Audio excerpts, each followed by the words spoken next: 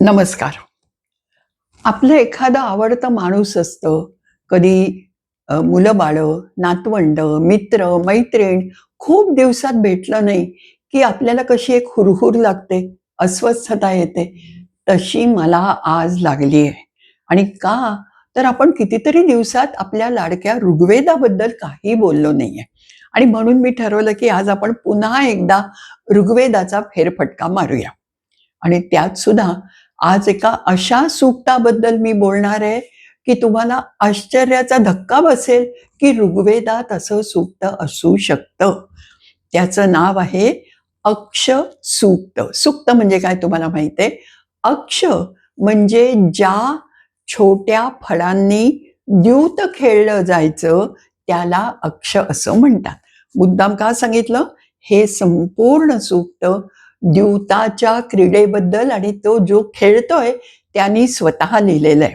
त्याचं नाव आहे कवश ऐलूष. पहा, दोन्ही नावामध्ये श आला. आपण पाहिलंय की श असलेली नावं किंवा शब्द हे खूप त्या मानाने कमी आहेत संस्कृतमध्ये. आणि त्यात सुद्धा या कवश ऐलूषाचं वैशिष्ट्य असं की त्याला पैतृक नाम नाही, म्हणजे माहिती नाही. आणि म्हणून तो इलूषा ही जी त्याची आई आहे, जी दासी होती, तिचंच नाव अभिमानाने लावतो. सो असा हा कवश ऐलूष. आणि तो आपली सगळी कथा सांगतोय. हं? मला तर असं वाटतं की संपूर्ण जगातलं पहिलं आत्मचरित्र कुठलं असेल तर ते हे अक्षसूक्त आहे, ऑटोबायोग्राफी. कारण इथे पुभाभाव यांच्या आत्मचरित्राचं नाव मला फार आवडतं. प्रथम पुरुषी एक वचनी, म्हणजे मी याबद्दल लिहिलेलं हे सूक्त आहे. आणि म्हणून ते मला अतिशय आवडतं. प्रामाणिक आहे, प्रांजल आहे, लपवा छपवी नाही. सहसा आत्मचरित्र जेव्हा लिहितात त्यावेळेला मी किती चांगली, तो मी किती चांगला, आणि मला कसं समाजाने लोकांनी त्रास दिला, असं लिहायची सर्वसाधारण रीत आहे, पद्धत आहे असं म्हणता येईल. पण इथे मात्र त्याला आलेले आयुष्यातले विदारक अनुभव त्यांनी सांगितले. सुरुवातच इतकी सुरेख होते. तो म्हणतो, प्रावे पाबा मादयंती. शब्द पहा, मादयंती. आणि काय सांगितलेलं आहे की उत्तरेकडच्या मूजवान नावाच्या पर्वताच्या उतारावर जी विभीतकाची झाडं आहेत त्याची फळं मला उन्माद देतात, मादयंती. आणि उन्मादामध्ये जसा आनंद अभिप्रेत आहे तसा थोडासा वेडेपणा सुद्धा अभिप्रेत आहे. तुम्ही चुका करणार हेही आपण गृहीत धरलेलं आहे. उन्मादामुळेच प्रमाद होतात हेही आपल्याला माहित आहे. आता हे विभीतक म्हणजे नेमकं काय? तर आपण ज्याला आज बेहडा म्हणतो त्याची फळं. पूर्वीच्या काळी त्या फळांनी, आपण त्याला आता अक्ष म्हणायला लागूया, त्या अक्षांनी लोक द्यूत खेळायचे. मग अक्ष म्हणजे फळ हे जर लक्षात घेतलं तर तुमच्या लक्षात येईल की आपल्याकडे जो एक विशिष्ट मणी आहे त्याला आपण रुद्राक्ष का म्हणतो? रुद्राला आवडणारं असं ते अक्ष म्हणजे फळं आहे. कधीतरी तर मला वाटतं द्राक्षमध्ये सुद्धा कदाचित हा अक्ष कुठे लपलाय की काय असंही वाटायची वेळ येते. बरं, तुम्हाला वाटेल फळांनी कोण खेळतं? आम्ही खेळलोय. कदाचित तुम्हीही खेळला असाल. लहानपणी सागर गोटे खेळायचो. ते काय होतं? एका विशिष्ट वेलीची फळच होती. इतकंच काय, बिट्ट्या. बिट्ट्या म्हणजे काय आहे? एका झाडाची, मला वाटतं कण्हेरीची, ती फळच आहेत, ब्राऊन रंगाची, अशी विचित्र आकाराची थोडीशी. तेव्हा फळांनी खेळतात हे आपल्याला माहिती आहे. पहिल्याच ओळीत जो माणूस सांगून जातो की मला आहे ना या अक्षांनी अगदी वेड लावलंय, त्याबरोबर आपल्या लक्षात येतं की पुढे काय सांगणार आहे. हे त्याला लागलेलं व्यसन आहे. आणि व्यसन म्हणजे संस्कृतमध्ये तर त्याचा अर्थ संकट असाच येतो. म्हणजे व्यसन हे तुमच्यावर आलेलं एक प्रकारचं संकट आहे, हे विसरता कामा नये. आणि अशा ह्या संकटात हा पार बुडून गेलेलं आहे. आणि आपल्याला माहितीये, हे सूक्त मला का आवडतं त्याचं कारण सांगते, की हे एक सामाजिक आशय असलेलं सूक्त आहे, तुम्हाला लक्षात येईलच. आणि त्याच्याहून महत्वाचं म्हणजे या कवशानी जो संदेश आपल्याला दिलाय तो आज सुद्धा 100% लागू होतो. इतकंच नाही तर त्यांनी जे वर्णन केलंय ते सगळं वर्णन आपण काय म्हणू त्याला, स्थल कालातीत असं आहे. ते ऋग्वेदापुरतं मर्यादित नाही, ते भारतात, अमेरिकेत, इंग्लंडमध्ये सगळीकडे लागू होतं. ते ऋग्वेदाच्या काळापुरतं मर्यादित नाही, ते 2026 मध्ये इतकंच काय, इथून पुढेही लागू होईल हे तुमच्या लगेच लक्षात येईल. बरं, तुम्हाला जर असं सांगितलं व्यसन करू नका, हं फार वाईट असतं, तर कोण लक्ष देतो, नाही का? पण यांनी आपली कथा, आत्मकथा ज्या पद्धतीने सांगितली आहे ती अतिशय सुंदर आहे. एक वाङ्मय म्हणून सुद्धा त्याच्याकडे बघणं सुखाचं होतं. त्यांनी काय सांगितलं, या अक्षांच्या मी नादी लागलो आणि त्यांच्या आहारी गेलो. आपण शब्द किती सहज वापरतो, मी त्यांच्या आहारी गेलो, म्हणजे त्यांचा मी आहार बनलो, त्यांनी मला खाऊन टाकलं, मी नाहीसा झालो, पण माझं व्यसन काही सुटत नाही. आणि मग त्याच्यामुळे काय झालं, घरादाराकडे लक्ष नाही, पैसे कमवायला वेळ नाही. असं असल्यामुळे त्यांनी ना आपल्या बायकोचं वर्णन खूप सुंदर केलंय. तिला तो नेहमी शिवा जाया असं म्हणतो. शिवा म्हणजे चांगली, पवित्र, सोज्वळ, सोज्वळ असा अर्थ होईल. ती बिचारी सोशिकपणे सगळं सहन करत होती. म्हणजे हल्ली जसं झालंय की छोट्याशा गोष्टीमुळे मोठे वादविवाद, तसं ती करणारी नव्हती, नवऱ्याला सांभाळून घेत होती. पण तिची पण एक आई आहे आणि त्या आईला का बरं आवडेल, माझा जावई माझ्या मुलीला त्रास देतो, हे कुठल्या आईला आवडेल? आपल्यालाही नाही आणि ऋग्वेदातल्याही आईला नाही आवडत.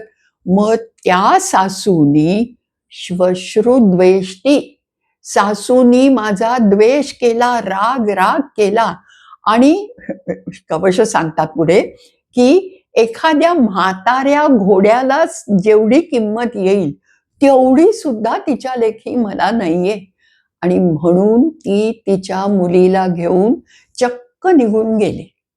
पहा म्हणजे की द्यूताचे काय काय तोटे होत आहेत ते आपल्या हळूहळू लक्षात यायला लागलंय, की बायको सोडून गेली, खायला प्यायला सुद्धा बहुधा याच्याकडे पैसा नाहीच आहे, हे अगदी उघड आहे.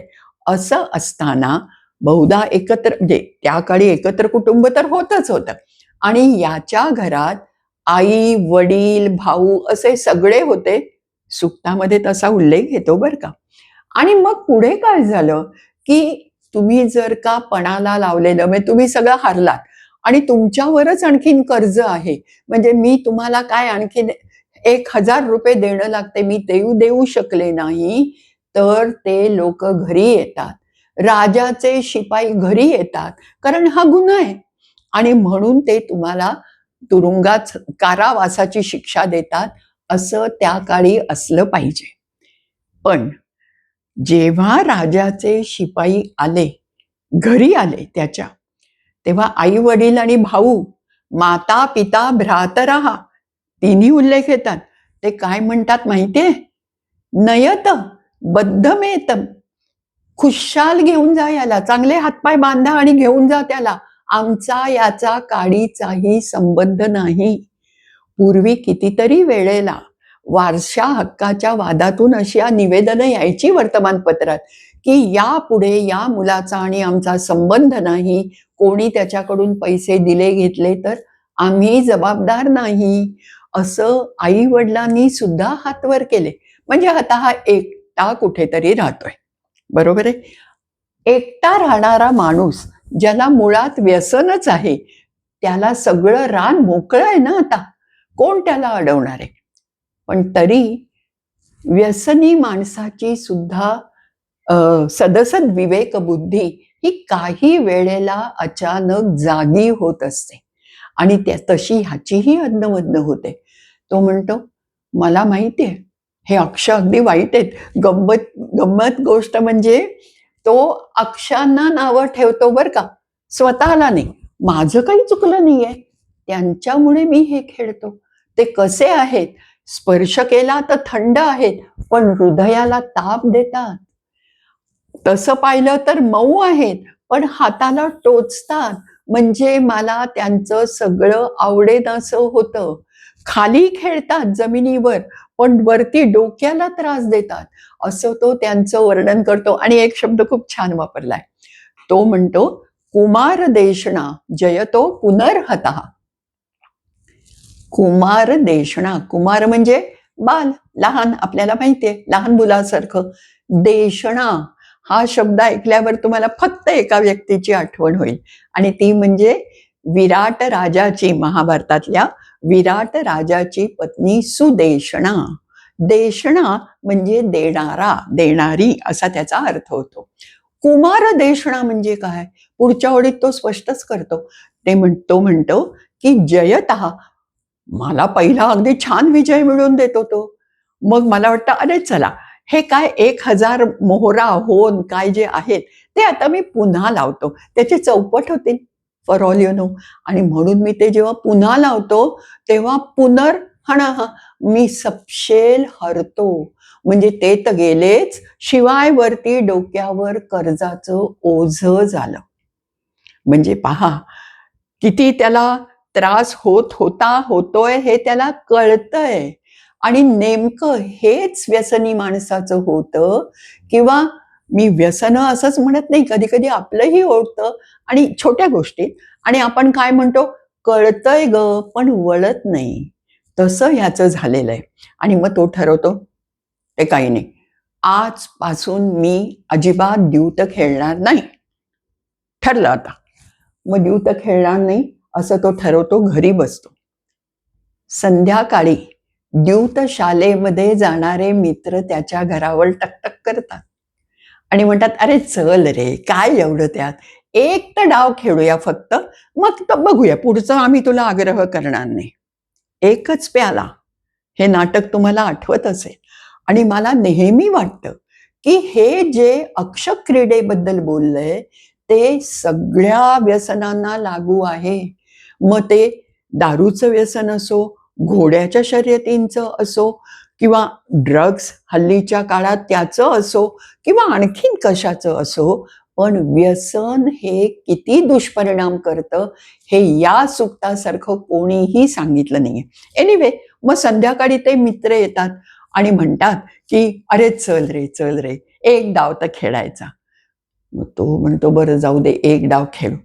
मोहात पडलेल्या, व्यसनाधीन झालेल्या माणसाच्या मनात हा जो एक, काय म्हणू मी त्याला, अशक्त क्षण येतो, की तिथे त्याला त्याचं स्वतःची बुद्धी वापरता येत नाही, शक्ती वापरता येत नाही, आणि त्याची पावलं आपोआप सभेकडे वळतात.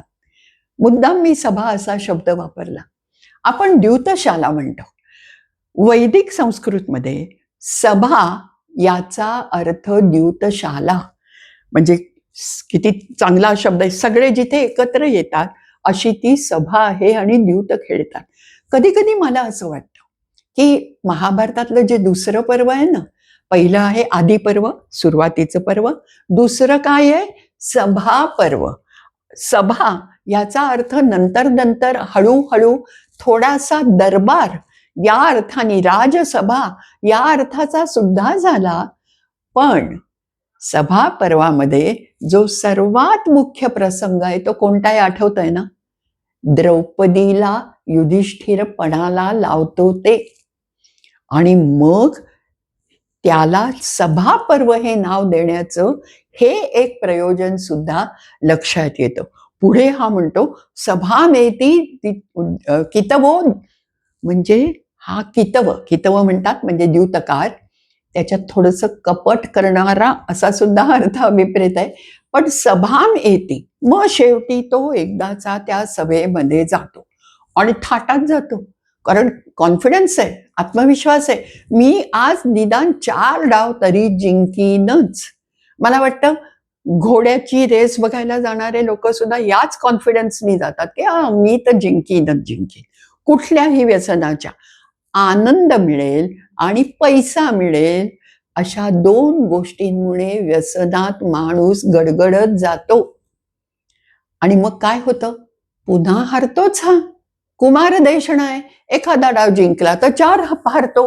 म्हणजे एक डाव खेळायला गेलेला कितव किती खेळत बसतो ते पहा सभेमध्ये. आता मध्येच मी तुम्हाला जरा वेगळी गोष्ट सांगणार आहे, की हे द्यूत सभेमध्ये कसं खेळतात हो? आपल्याला कुठे माहितीये? आता द्यूत म्हटलं की सर्वांच्या डोळ्यासमोर तो महाभारताच्या अनेक व्हिज्युअल्समध्ये पाहिलेला प्रसंग आपल्या डोळ्यासमोर येतो, किंवा नंतरही की असा तो चौपट म्हणजे पट मांडलेला असतो, त्याच्यावर काय काय रंगीत सोंगट्या ठेवलेल्या असतात आणि मग त्याप्रमाणे फासे टाकतात. महाभारतात त्याचं वर्णन आहे की शकुनी फासे टाकतो आणि म्हणतो जितम मया, मी जिंकलो, असं ते आपल्या डोळ्यासमोर येतं.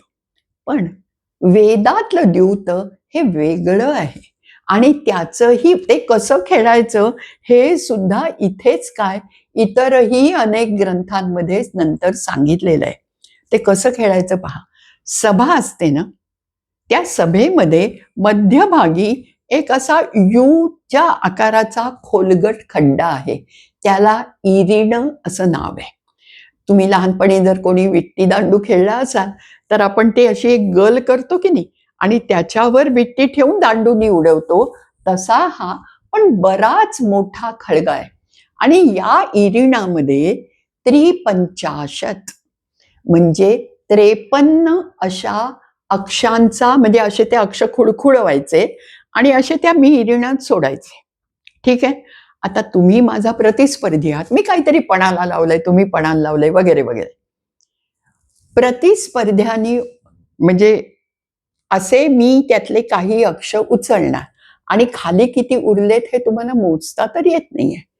पण प्रतिस्पर्ध्यानी ओळखायचं की या उरलेल्या अक्षांच्या संख्येला 4नी पूर्णपणे भाग जाईल का नाही. कुठल्याही मला वाटतं जुगारामध्ये शेवटी नशीब, बेटिंगमध्ये नशीब, तुम्ही बोललात ती बोली खरी होईल का नाही हे तुम्ही कशावरनं सांगू शकता, नाही का? तसं त्यांनी सांगायचं असतं. मग समजा खाली मी असे उचलले आणि खाली 16 अक्ष उरले, म्हणजे काय झालं? त्याला 4नी पूर्णपणे भाग गेला आणि म्हणून त्या डावाला कृत डाव असं म्हणायचं. म्हणजे सगळंच सगळं जिंकलं. ठीक आहे. पण समजा 16च्या ऐवजी 15 आहेत, म्हणजे काय झालं? 4 त्रिक 12 आणि 3 उरले, त्याला त्रेता डाव असं म्हणायचं. मी मुद्दाम हे शब्द वापरते, तुमच्या मनात वेगळे विचार येत आहेत, मला कल्पना आहे. हा त्रेता झाला. आणि समजा मी उचलले आणि खाली 16 नाही, 15 नाही, 14 उरलेले आहेत, म्हणजे काय झालं? 2च उरतील 4नी भाग गेल्यावर, बरोबर आहे? त्याला द्वापर म्हणायचं. आणि समजा मी उचलले आणि फक्त तिथे 11 असले तर तुमच्या लक्षात येईल काय झालं? एकच डाव उरला, नाही का? आणि म्हणून त्याला म्हणजे पहा 16, 15, 14 आणि 11 नाही 13, म्हणजे 13 जर का उरले तर 4 त्रिक 12 आणि एकच उरला, म्हणजे मी पूर्णपणे हारले. पूर्णपणे हारले. त्या डावाला कली असं नाव आहे. समाजात त्या काळी द्यूताला एक प्रकारची प्रतिष्ठा होती. व्यसनाला नव्हती, पण द्यूत खेळायला होती. या दोघांच्यातला फरक लक्षात घ्या तुम्ही. आणि म्हणून काय होतं की कृत, त्रेता, द्वापर आणि कली ही 4 नावं महत्वाची होती. समाजात सगळ्यांना माहिती होती आणि म्हणून नंतरच्या लोकांनी आपल्या 4 युगांना सुद्धा हीच नावं दिली. कृतयुग अतिशय चांगलं, त्रेता जरा कमी त्याच्यापेक्षा, द्वापर त्याच्याहून कमी आणि कलियुग आपण आता आसपास बघतोच आहे. त्यामुळे कली डाव पडणं हे सगळ्यात वाईट असतं. आणि कवश तुम्हाला असं सांगतात की 53 क्रीडती व्रात एषा. व्रात म्हणजे समूह, नमो व्रातपतये, म्हणजे आपण त्या गणपतीच्या गणांना वंदन करत असतो. तेव्हा एषां व्रातः, यांचा 53चा जो गट आहे, मी खेळत नाहीये त्यांच्यासाठी, ते मला खेळवतायत. असं सांगितल्यावर तुमच्या लक्षात येईल की त्याच्या मनातलं द्वंद्व किती जोरात चालू आहे. आणि हे द्वंद्व जर का संपवायचं असेल तर शेवटी निर्णय त्याचा त्यालाच घ्यायचा आहे. कदाचित आपण आज इथे थांबूया, कारण अक्षसूक्त इतकं सुरेख आहे. पण पुन्हा एकदा या उरलेल्या भागाबद्दल मी बोलणारच आहे. पुढच्या गुरुवारी आपण जरूर त्या भागाबद्दल बोलूया. ठीक आहे? पुनर्दर्शनाय पुनःश्रवणाय च.